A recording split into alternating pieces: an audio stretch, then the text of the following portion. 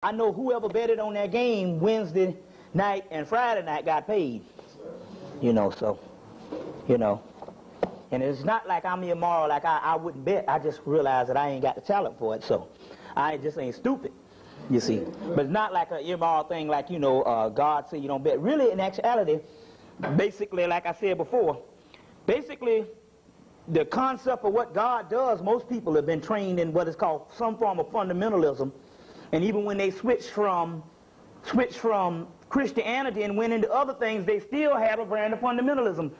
And realistically, God don't even deal in no human affairs as far as what you think, as far as what you call moralistically. They don't deal with that at all. As a matter of fact, you are looked on by the higher spirit as well as your higher self as ants. So you don't care what an ant pile does. Oh, I'm looking at this little ant, a little tiny ass ant, and you looking at him, how much bread he took, and how much bread he stole. You look at an ant pile, you be like, well, hell, you know, I don't care what those ants are doing. Well, that's the same concept on what the God level is looking at when it comes to human affairs. The God level is energy level, and it's only dealing with the energy that's in you, and it has nothing to do with any social, moralistic, mundane, economical, and political, spite what you think. Spite what you think, because ain't nobody been no more obedient than we have, and we've been good-ass Christians, and what has happened? Still good-ass slaves, and good-ass hoes, and good-ass everything else. Dead and everything else, so you know that at this time. So I guess before I start, you got a jug, right? Got two jugs. Well, you sure fill up enough. I'll tell you what I'm going to do. What we're going to do is, this is the new way we do it. I just pour ashe in there, in the plant, and then I take the water and put around the plant like this, and that'll be the libation water. Hell, the gods know what time it is. And like I said the last time, I'll give you a book, because I want to explain this libation thing. But first of all, I want to just go into libation, and I just do this, so y'all know the roll call. So let's deal with this. Awas, ashe, Tahuti, ashe, well, y'all. Okay. Osea, ashe, Aset, ashe, Heru, ashe, Nebhert, ashe, Het Heru, ashe, Bashashe Shetu, ashe, Sophia, ashe, Abraxas, ashe, Abra, ashe, Kabdit, ashe, Hadit, ashe, Ankop the Kansu, Anpu, Tahuti, Enoch, Elijah, Brahma, Vishnu, Brahmini, Ramachandra, Sita, Hanuman, Lakshmi, Jensaya, Damawalawedo, Marasha, Bridget, Adam Gwadi, Ogu Farelli, Ogu Shango, Edowedo, Zaka, Alafi, Legba, Papagede, Loa, Nakumpa, Umbelinga, Unkulakulu, Odudawa, Iminja, Orisha Oku, Oya, Chango, Oshun, Ogun, Babaluaye, Abatala, Adudawa, Pan,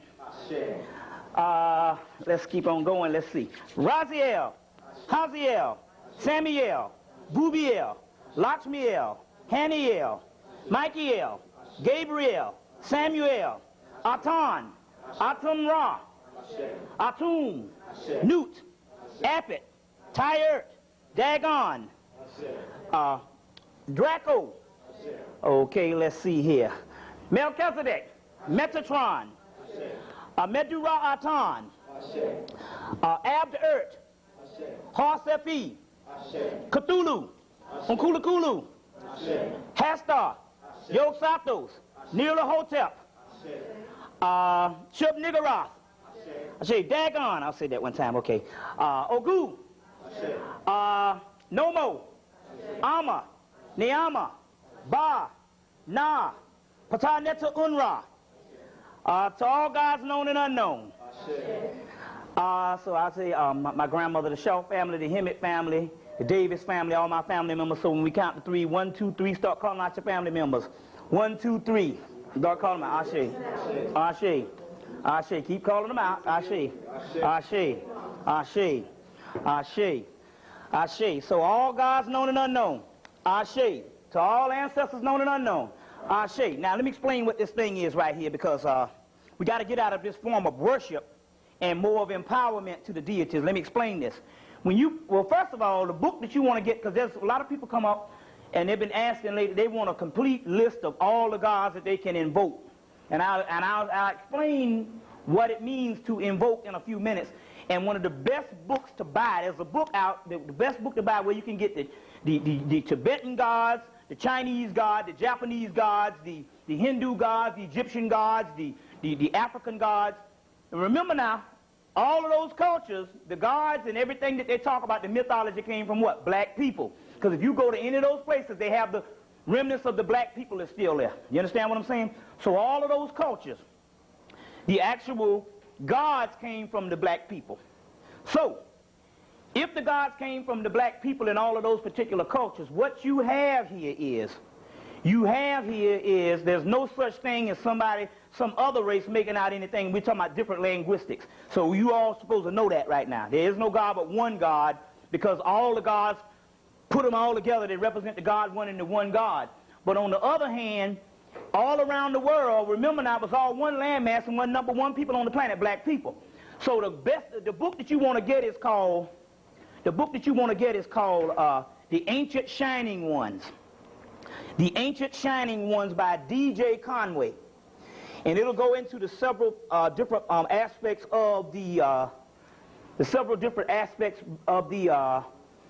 different secret societies, and then they'll give you all the list of the gods throughout the world, including the Hawaiian gods, because those are our brothers and sisters over there. You see what I'm saying? Well, you know how that is. Everybody's dead in the brain, you see. So what we're talking about ancient. You got to separate ancient from modern, because all modern people are insane, basically, based on world domination and being separated from the original gnosis. So the book is D.J. Conway's book, which is the best book I found. It's a big, thick book, which is worth having. It's about $19 because it's about this thick, and because it gives you a whole lot of history, and it gives you a whole lot of, it breaks down what each system is more than just a book with a list of gods. And it came out in '94, and it's called The Ancient Shining Ones. Also, D.J. Conway has a book called Moon Magic. They have two of them here, which is a key book because you're going to find out that moon is more powerful than that sun out there, and I'm going to explain that in a few minutes, because we're going to explain that in a few minutes, because that sun is a holographic sun, which we'll deal with. So the book that gives you everything that you want to know on the moon is the one called Moon Magic, which is in actuality an encyclopedia of the moon, and it gives you all the particular stuff. It's all the particular stuff you need on the moon. On the moon. When they talked about the sun god in Egypt and the sun, they was not talking about the sun that you see here, the holograph. They was talking about the sun behind the sun, Sirius. And later on, cultures mistook that for the actual sun. But we'll get into that later on. I'm going ahead of myself. Now, the D.J. Conway also has out this book called Magical Primer. And I did this the last time, and a sister called me, and she said that she really started tapping in. Oh, some more notes, good. She really started tapping in based on this ritual. Now, the ritual is called the Egyptian Master Ritual on page 143 of this book, A Complete Magical Primer. So what this book is dealing with, this book here is actually a book, if you want to understand how magic works, this book will give you a better understanding. Another good book is the book by, what's the name of that book? Ritual Magics. The name of the guy is, what's the name of the guy? I'll find it. It's a Jewish guy. Anyway, he took all the systems around the world and put it in one book, and he made it simple. And they tell you what you should expect from magic and what you shouldn't expect from magic. And the magic that they're talking about is the black man and the black woman's magic from the black magicians from Atlantis. But this book is called A Magical Primer, and in here, there's a section in this book called, on page 143 of D.J. Conway's book, and it's called The Consecration of the Circle. Now, the circle is called the 0 point, and the 0 point is which everyone must go to get the new manifestation. And the 0 point is nothing but the black dot. You see, in you, your circle, which they say go within, they're talking about go within the circle. So this particular ritual, they're talking about consecration of the circle here. This particular ritual, where they're talking about consecration of the circle, you can let them on in after you tell them that, though.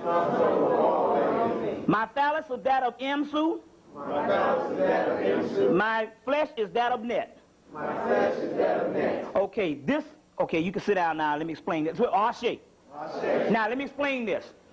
This particular ritual is actually all, okay, what we're going to do is we're going to file on in here and get the women as you can, get as many women as you can get up in here. And if so happen we run out of seats, hard heads, unasked the seats, and give them over to the soft legs. He said the ghetto style. What we're dealing with here is we are dealing with a ritual that actually it conjures up energy in you. Every element is in the known universe is also in your body. You see what I'm saying? In your body you have a fire within you is hotter than the fire that you see in the flame. That blue part is hotter even than that, and that's that kundalini energy. And all. And anybody ever raised this thing, you can feel it to somewhat degree. So what I'm trying to say is this consecration of the circle is actually harnessing the energies in you. So what is libations for? You pour libations, and this is the main secret of libations, is not also it pays homage to the ones that are passed on and to the energies of the universe that you call gods, or the one God or the God one. But not only that, it's the gods work in the universe through you.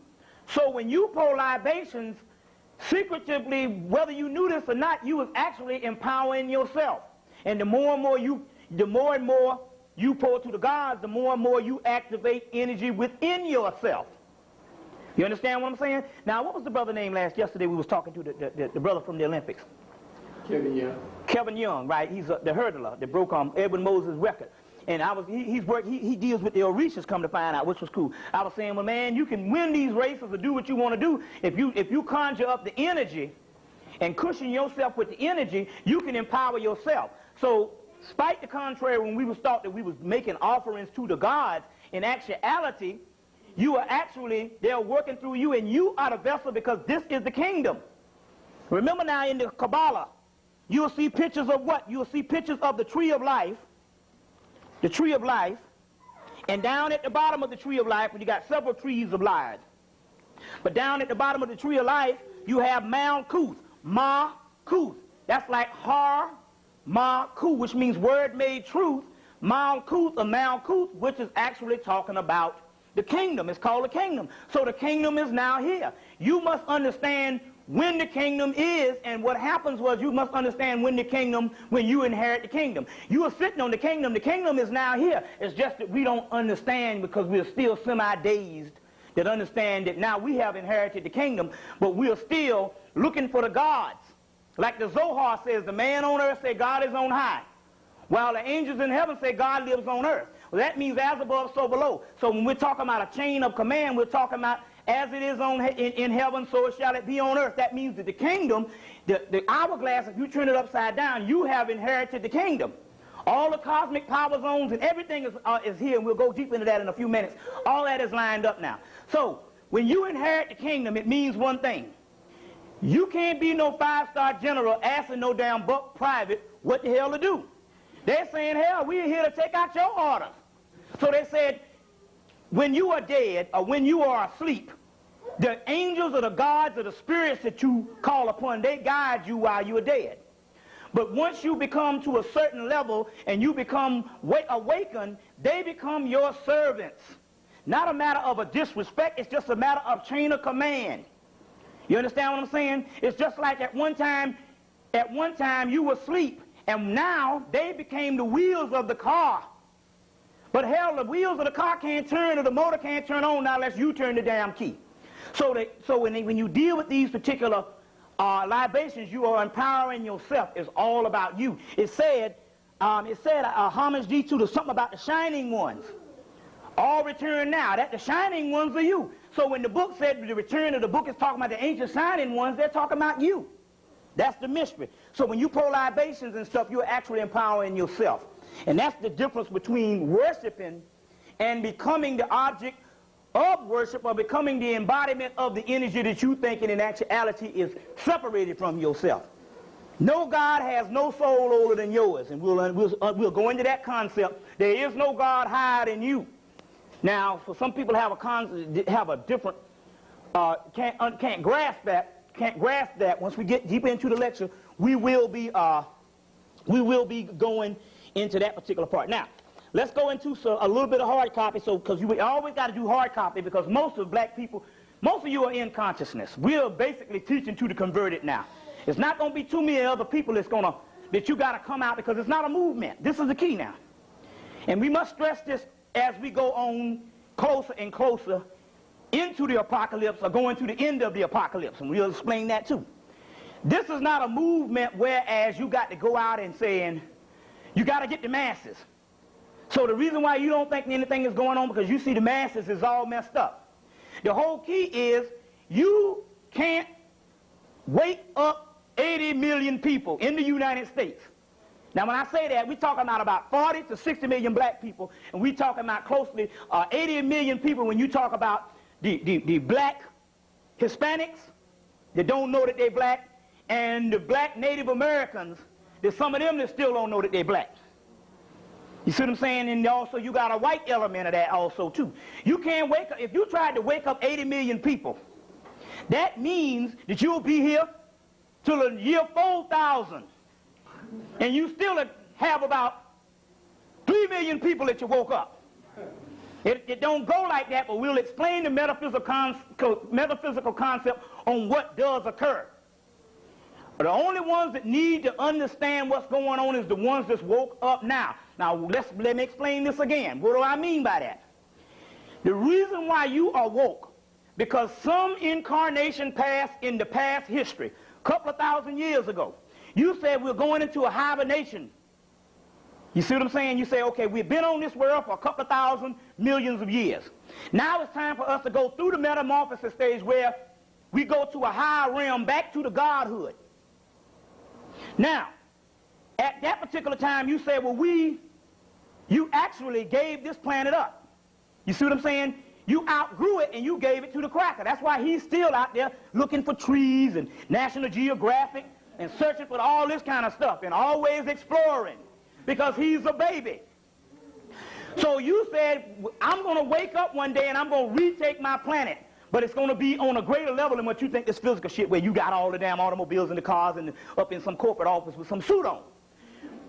You said, I'm going to wake up. So you encoded or decoded within yourself a timer to go off on which you would wake up into the future. So you set your timer to go off that would wake you up into the future. And that's why a lot of you are being woke. You are coming alive, or you are waking up, or you are already woke. It's just a matter, you know, when you wake, if you woke, somebody moved you into a new damn house while you were sleeping, you still got to learn the damn house and shit. You know what I'm saying? Some of you still find out where the bathroom is. The key is you are woke, and the process of being awake is to stumble through the maze. You got it? But you set the timer on when you was going to wake up. You understand where I'm coming from? Now, the other people, they haven't woke up yet, but if those people set their time to wake up at 11 o'clock, and you woke up at 6, I'll be damned if I set my timer to wake up at 11. You understand where I'm coming from? And you come up in there at 6 o'clock trying to wake my behind up.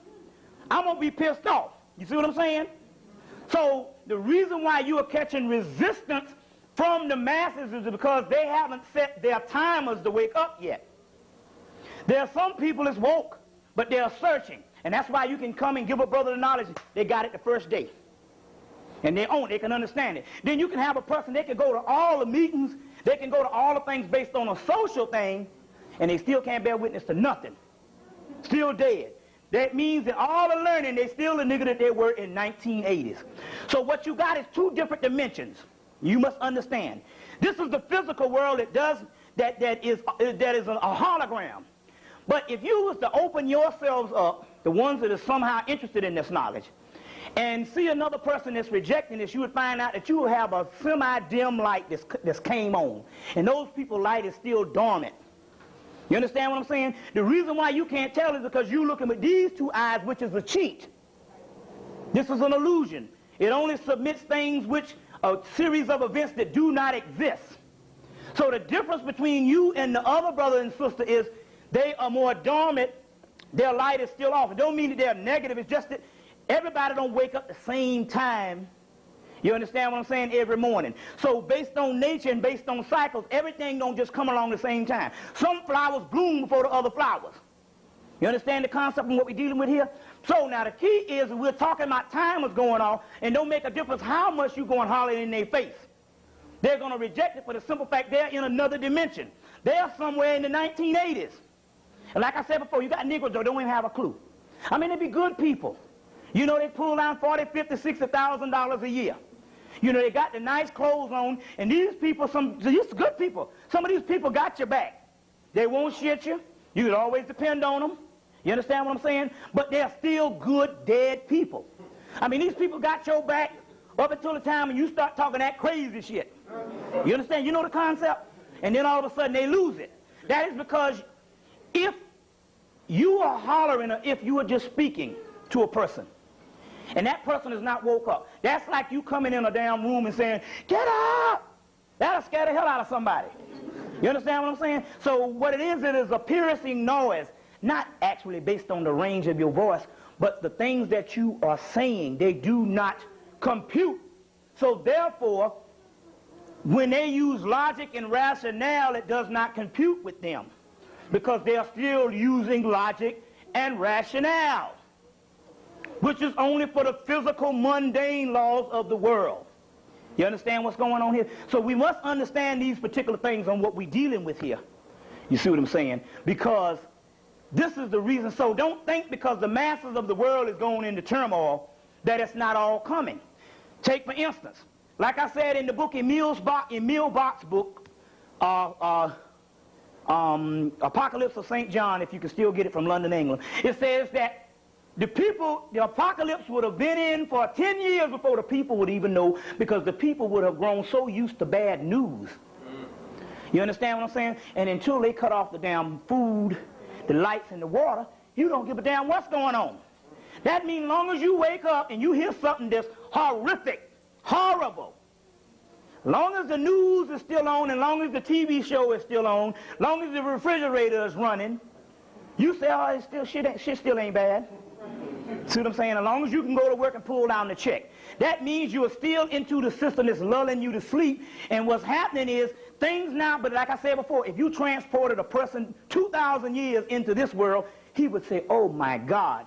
Yeah, okay, brother, those two there, we already got them checked in. Yeah.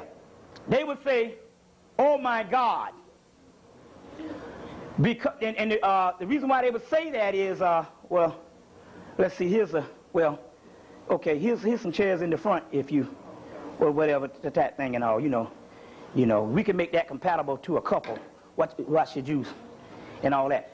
If they was to come into the future, they would say, oh my God, what in the hell is going on? They would all fall out and have a heart attack. So what is happening is we have been so used to bad news until the apocalypse has been here 10 years. And still yet, long as the man got the TV on, and long as he can provide some type of his civilization appearing to be stable, you still think, well, you know, we ain't gonna never get out of this mess. And like Honorable Elijah Muhammad said, the cracker will build buildings until the end time. Even in the little book, there's a little book back here called Secret of the Andes. And they got a part in there called the Transcript of the Hierarchy. And in there they say that the guy, his name is actually George Hunt Williamson, that wrote the book Other Tongues, Other Flesh. But he goes under the name of Brother Philip in this book, and he quotes the same thing that Honorable Elijah Muhammad quoted. In this book, he said the cracker will build buildings and give you a series of events clear into the year 2000, and he'll be shaking in his damn boots, and it can be over tomorrow, but you're still thinking, because he has the power to define and make it stick. So his reality is what you're still going on. You understand what I'm saying? So now, we're talking about the apocalypse being here. There's no more such thing as time.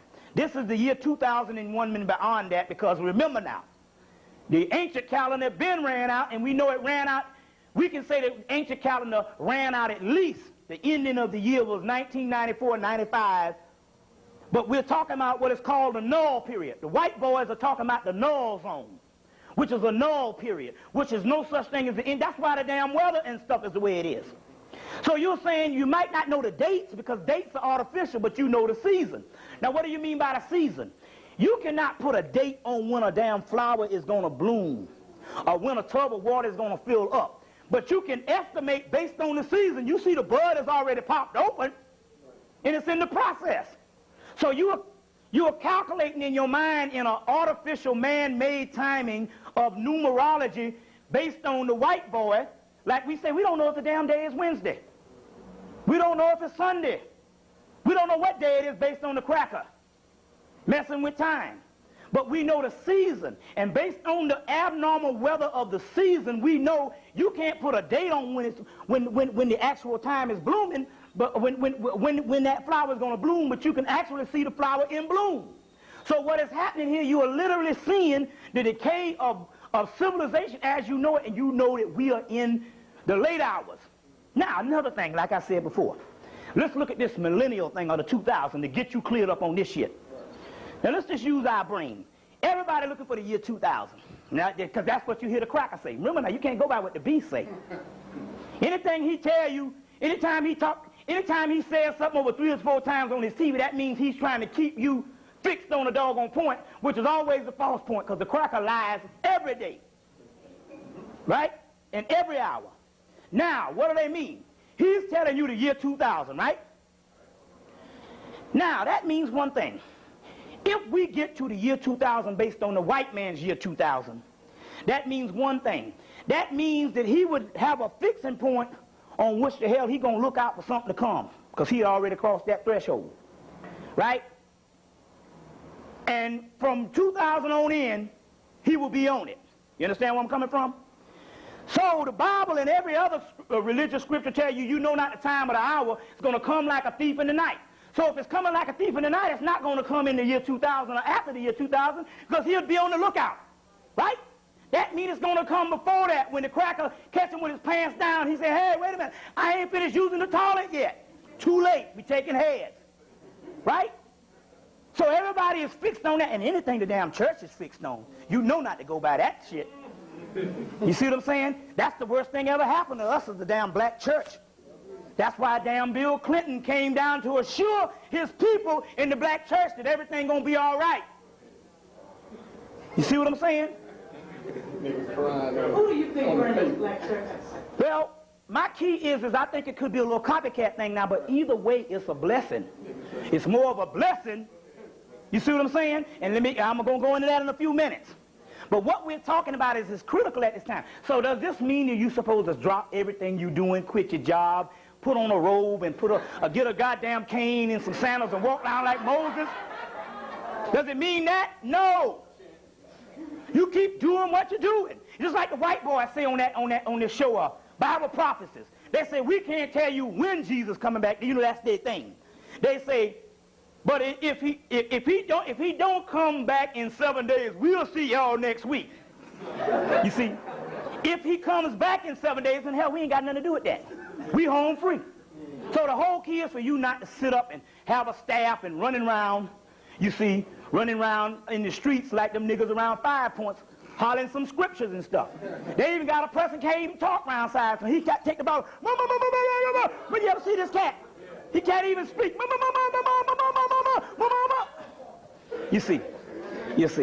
So the key is to understand while you are in the field to be a covert agent, just like the beast.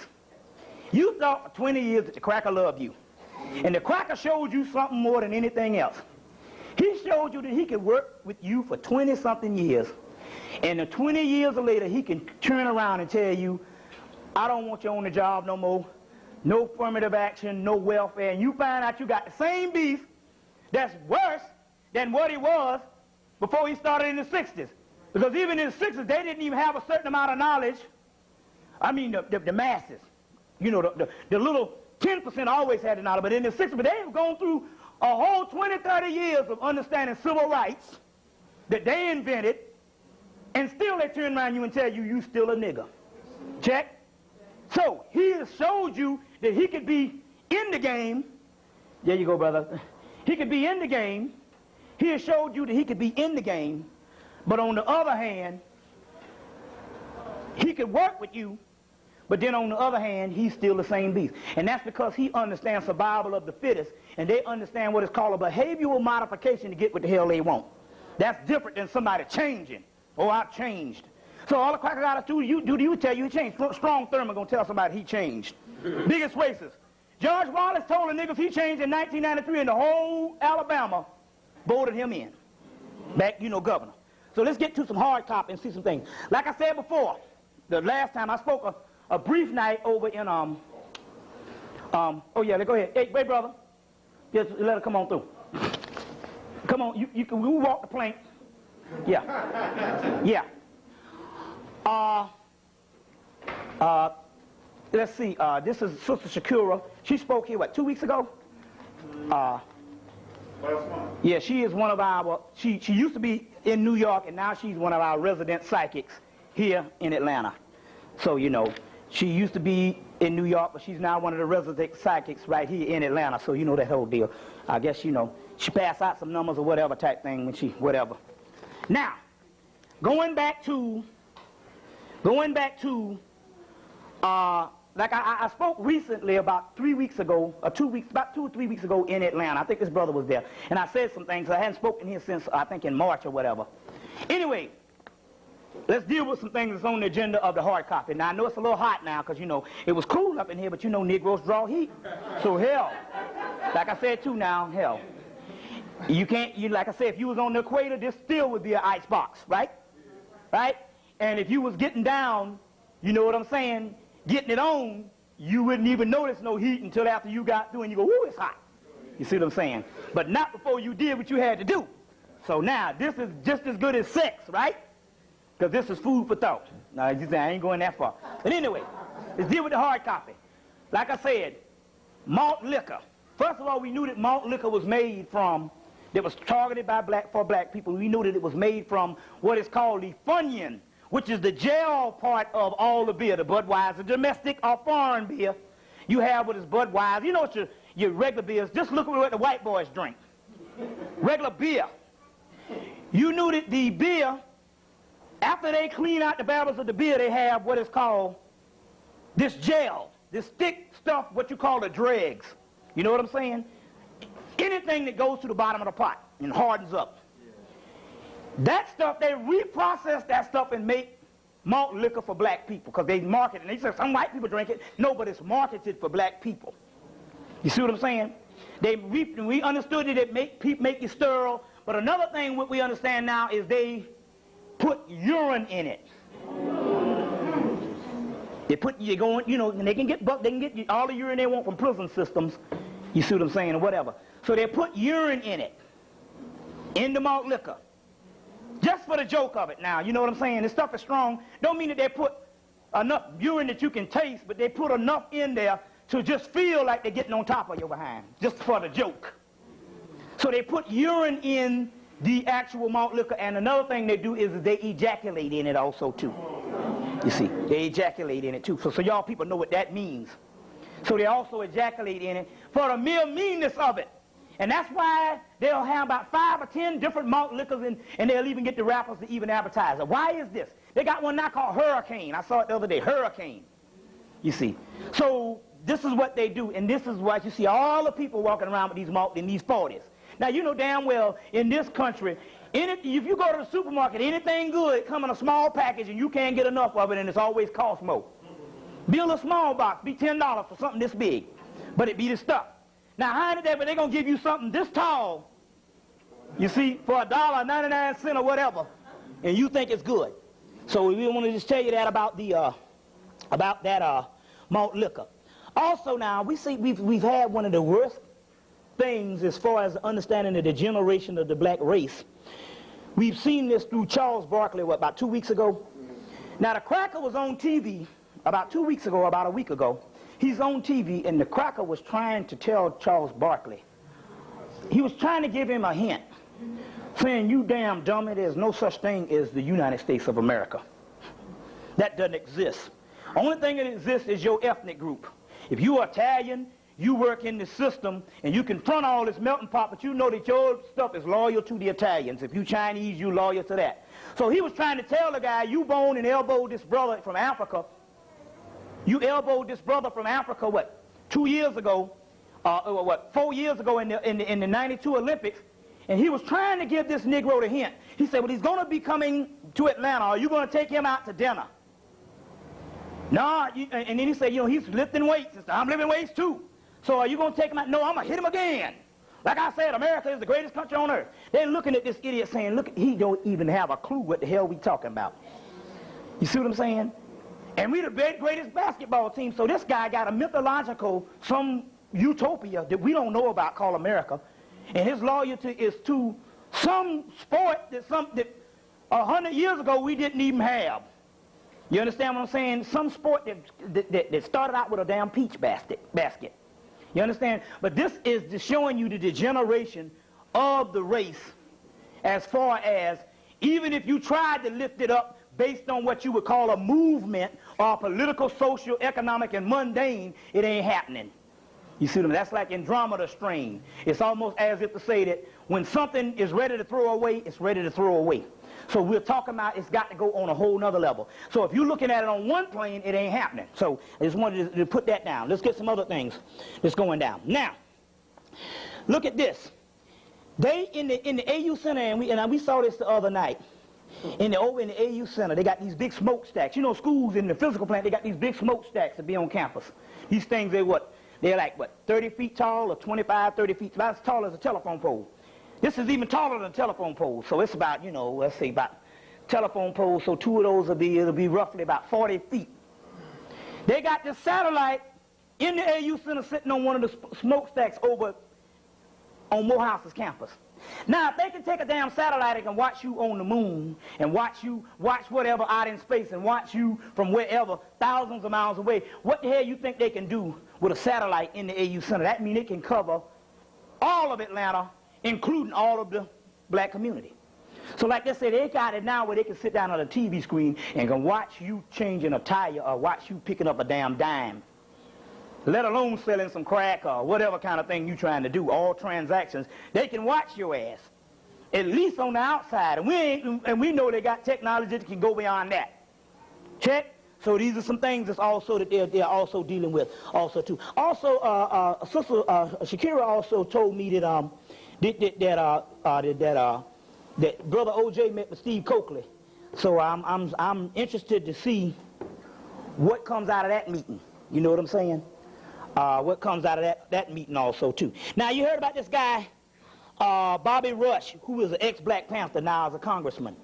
So what I'm trying to say is we're talking about just a lack of thought, period. How can you be an ex-Black Panther and then become a congressman and then we'll get on TV and boast about it? You understand where I'm coming from? That ought to let you know to see a lot of things that we got into based on movements was ego-based in the first time. And when it no longer fed us, or fed our egos, you understand, what it was is what we can do based on our own personal benefit we got out of it. And that's why they say most of your revolutionaries became government workers. Check.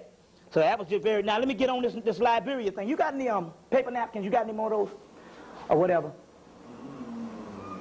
What we can do is somebody can run down to the store. I don't know though. Hell, if we was at, you know, it costs about $1 in the supermarket. You can run down to the store and get the big old paper towels if you want to. You got any? Just see if they got some paper towels down there. You see what I'm saying? Don't take that wild. Yes, we don't want you to get hit over the head and all, you know what I'm saying? You know, have to shave your dreads off and put some stitches up there. But you know, whatever the deal is, okay. But so, you know, that way we can get some paper towels and we can wipe off like that, you know, also too. So now let's listen to what's going on in Liberia. You know, Liberia has been in a shambles since 1990.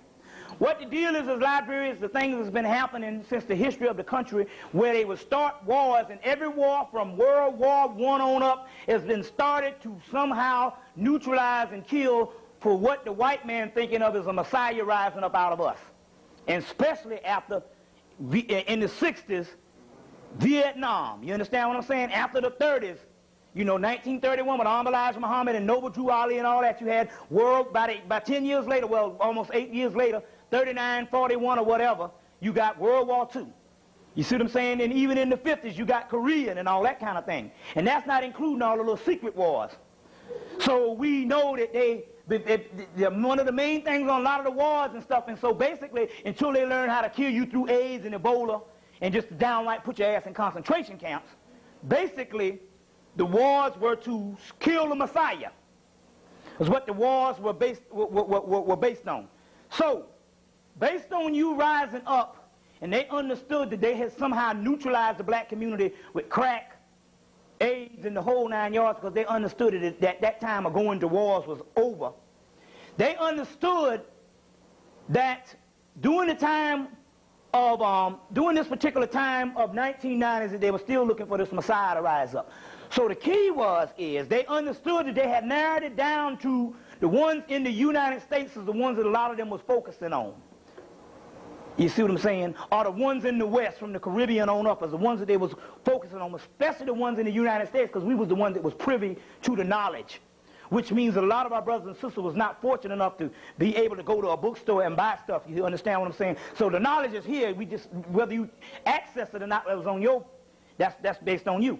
But anyway, they understood based on the United States that it might come out of this particular part, and they said, oh, wait a minute though. We had the same slavery that was endured in the West. We had an element of the slaves that went back to Africa. And the ones that went back to Africa was Liberia. They didn't have no paper towels or nothing. Oh, they did?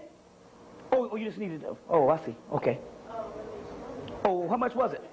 91 cents. Okay, well, cool. That's cool. The roll or the napkin? No, we need a, what you need, a big-ass roll. We're going to, what you need, you see, just go ahead and take it down. You got $1 in there? I know you got $1 in there. You need some change, too? But anyway, yeah, get one of them and all. Hell, we might need 2 of them things with all these Negroes up in here. Here, you might as well get 2. You know what I'm saying? Because I can sweat one of them rolls up myself. Get another $1. Here, you need $1? Here's $1 here. Oh, you got enough? Okay. You know the deal. Anyway, and we just pass that around, you know, and stuff. Just pretend you're eating some ribs or something. But anyway, they knew that there was an element that got out of America and went back, and those slaves, and that was what? Liberia. That was Liberia. So now what the key is that's one of the main reasons how they had to go in and ramshack that place. But we're talking about the complete continent being wiped out almost. You see what I'm saying? But mainly Liberia was one of the places that they had to hit, because their war started in 1990, and they had to focus on that and hit that for the simple doggone fact that they knew that there was an element of the actual slave that left and went back. So this is what's going on, and it's also going on throughout the whole continent, but Liberia was one of those particular parts. Now, we've come to find out, and I had a picture of this thing, and I just got to go through all these enormous papers and get this picture, that one of the reasons why the white boy could not win Vietnam is because not only do they have their own group of black people over there, the mountain yards, but they got a shrine over there that is made, if you ever saw this shrine, it's got heads in it. This big elaborate shrine has got heads all around it, and it also has UFOs, basically, in this particular shrine on this mountain. So based on the energy there, they could not win that war at all. You see what I'm saying? It's no different than the O.J. Simpson verdict when they took it beyond the person that they could haul in court, and they could have sentenced him overnight and nothing would have happened. But when they made it a phenomenon bigger than just O.J. into the, you know, into what you would call the media blowing this thing all over the world and becoming what they call, and they're going to call it the trial of the century. When they made it on that level, they could not win that particular trial. They might be able to win this one with this this other thing because they're keeping it low key. But we're talking about when they put black people on trial, they cannot win this trial. Now, one of the most profound things that Farrakhan said in 1985, we know that this will never happen, and I'll tell you why. He said, told the cracker, do you want your slave to come and go head up combat in the streets with you, to just come out an all-out fight? Do you want your slave to go to war with you? And he said, if your slave went to war with you, we would win. You see? Because we carried out enough energy Just like the Million Man March. They marched in the front door and they had all these elaborate plans and they marched out and they couldn't do anything because that's enough energy. You understand? That was the amount of energy. So based on that, we understand that in masses we carry enough energy to do it. But based on our mental ability, we know if the cracker declared war on us, half of us would kill each other just to save the damn slave master. You see what I'm saying? Just to save the slave master, because it won't be no more if it was a woman getting beat by the husband and you run up to beat the husband and she take the gun and shoot the shit out of you. That's that same battered wife syndrome. That's the same syndrome. You know, you just go ahead and just pass it on around, you know. Just take the plastic off. That same battered wife syndrome, that's the same syndrome we're talking about here when it comes to black people and their relationship with white people. You know the key on that? The key on that? And especially down south, like they said also too, because we had a close relationship with our slave masters, so we can start over this kind of way. You see what I'm saying? Like I say, if you go to Mullins, my hometown, and talk about them crackers, man, you talking about some people rising up to kill you down there. So what I'm trying to say is, we know that that's not realistically. But then again, on the other hand, it's not necessarily something that can happen anyway, because remember now, we are humane people. And that's not our nature. That's the same thing when I see somebody get on the train and start cursing out white people.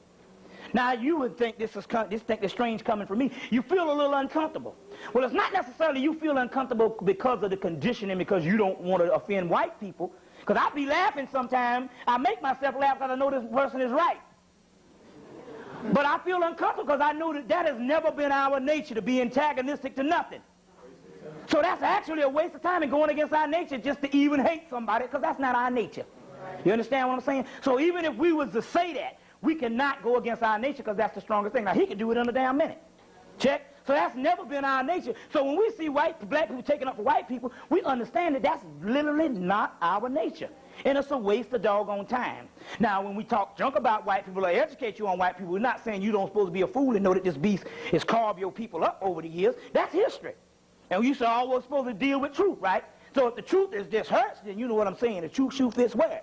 But anyway, we know that won't actually happen. So, but like I said, going back to my original premise, a certain energy that in Vietnam, they could not win that Vietnam War. They could not win that Vietnam War and all.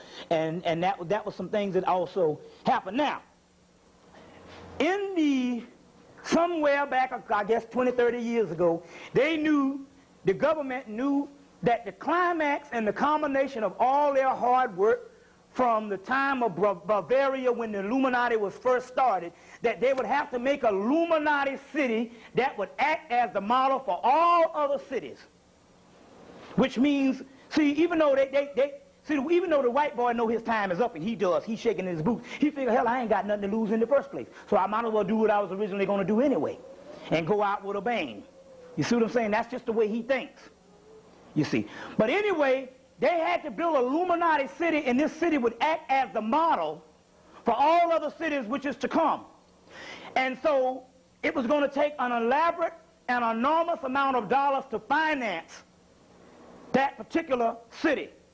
And they used the Olympic money to finance that city. So that city is Atlanta. Well, you say, I don't see nothing, but you don't understand. Probably the complete underground Atlanta. I'm not talking about the little thing you go down here, this little recreation, which is a mall downstairs.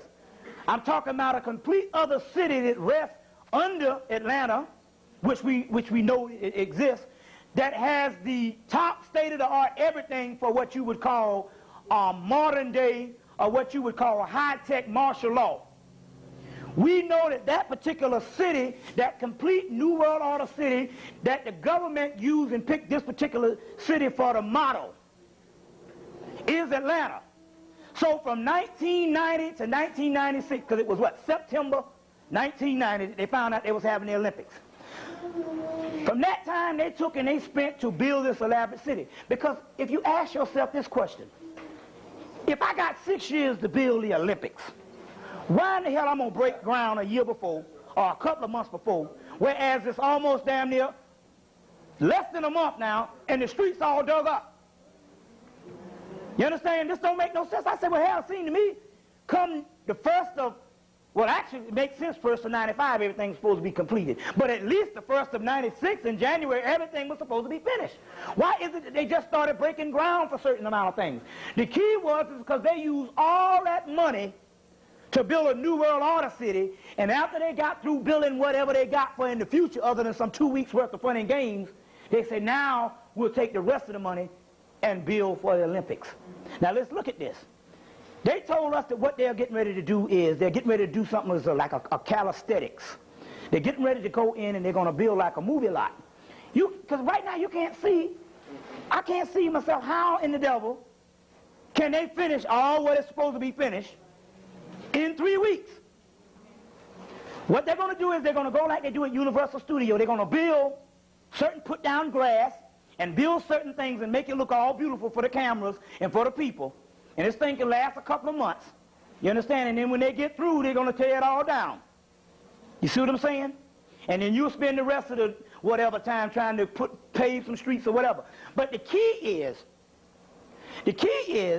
that is because they waited till the end to say, okay, we can finally do something to the Olympics, because really it don't take that much for the Olympics in the first place. They just built this big hype up on all the stuff they had to do because they had to allocate funds for what they really had to do. And so they had to build this hype up that's going to be greater than any other Olympics. Some people, some places, hell, Atlanta, what they had in 1990 is greater than what some other countries held the Olympics years ago. So in actuality, all of this money was to build a New World Order city. And after they got through, then they started doing what is called a dress-up. And basically that's what you have. So the only thing they really built is a doggone stadium here. What's that? That's nothing, you see. But the key is all underground Atlanta, and I'm talking real underground Atlanta, is acting as a model from which all the other cities are supposed to model themselves after, as well as a movie that I'm going to explain when we go into these movies in a few, on some things that you need to also see, both videos as well as going to the movies and actually seeing some things. Now, one other thing too is this. Look at this. You know that this is the end times because all you got to do is you got to start being analytical. Every week they're coming on TV showing you how some dog done turned against the master, or some dog done went wild and start biting up people. And it's been going on since January. Why is this? Why is it that every damn week some dog done mauled some child together to death, or actually some grown person? Or people running in on top of their cars and stuff. Why is this? That is because they understand that based on this particular land was a particular land of nature, and now you domesticated these animals now, and these animals now going back to the original primal point, then therefore they're looking and they're seeing something abnormal now because they're coming out of the sleep. Just like when you come out of your sleep, you be mad at the cracker. Right? Because you know you coming into some knowledge. Well, these animals now are coming up out of their sleep, basically, of being in bondage too, and now they're looking, they're saying, hey, this ain't right. So now they got elephants attacking people. You see what I'm saying? Bears and all kinds of stuff like this. This is a reason, and it's going on all over the doggone country, where you had 28,000 postal workers that was bitten in 1995. 28,000 that was bitten in 1995. They even got little plaques for them this year and stuff, you see. Black and white, because they look at us and they say, well, you know, you ain't normal, you a Negro. You know what I'm saying? So they just territorial, so they're killing now. And this is very interesting, that you have these things, you got 28,000 postal workers. Now, the black churches. First of all, what we got is this. We do know that based on the 501c3 law that the black churches has been concurrently, along with the government, a point or focus of the government used the black churches, and the black churches has been government installations to keep you oppressed all these years. So it's more than fair that you do see the government deteriorating based on from the government on down, and also all different branches of the government deteriorating, as well as the black church. Now, that don't necessarily mean that the government is setting them afire or whatever. It still means that the spirit energy realm that we are in is putting thoughts in people's head, whether it be conspiracy or whether it be some copycat. It's still, we're talking about a a point in time when these houses that used to keep us down, that if you really look at the history of the black church, it has probably done more to keep you in slavery than it did to help you. So as a result, it is spiritual that these churches are now being cut down to size. You understand what I'm saying? And to let you know that it was such a burden on the government, that's why Clinton had to go run out to the black churches. Because I said, well, you know, we can't say that Clinton and them are doing it because they love the black churches. You see what I'm saying? He came to the black church 3 weeks ago and told them, I know you will do the right thing. We're getting ready to put black children into curfew before 11 o'clock. Now, they use the Freakniks as a model where they start snatching Negroes up, little black children up at 9 o'clock. You see. And you know, at 9 o'clock. Some sisters that was conscious were saying, you know, what you doing with my child? But you know, majority of the Negroes up in there, oh, I'm just glad they called me, I let him spend the night in jail. Now, who put that thought in your mind that you're going to let your precious child spend a damn night in any cracker jail? You see what I'm saying? You bring about more resentment from your child than teaching him a damn lesson. You see. So the key is they used that model, 2 months ago, to set up, and now they're getting ready to do this national curfew. But who did he go to get the actual endorsement? He went to the black churches about 2 weeks ago, Bill Clinton. Now, how in the hell Bill Clinton is all of a sudden taking interest in our youth? You see what I'm saying? When our youth has been dying for the last 10 years wholesale.